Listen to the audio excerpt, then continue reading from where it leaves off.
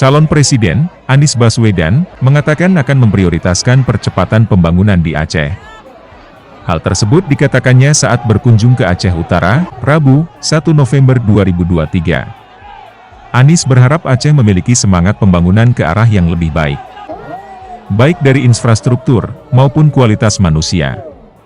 Dia juga menginginkan masyarakat Aceh hidup lebih sejahtera dan berkeadilan.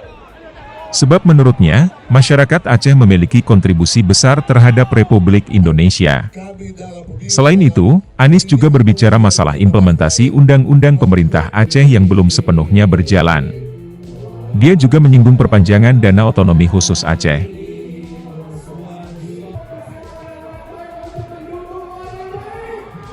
Aceh kembali menyampaikan bahwa kami berkomitmen untuk menghadirkan keadilan kesetaraan, termasuk dan khususnya untuk masyarakat Aceh, negeri yang kaya raya dengan kekayaan alam, tetapi merasakan ketimpangan dalam kesejahteraan.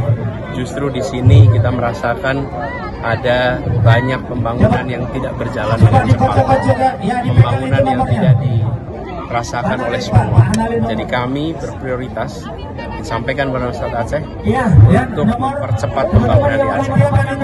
Kita ingin jika perlu melakukan perpanjangan atas pelaksanaan UPA, sehingga program-program yang belum terlaksana selama ini masih bisa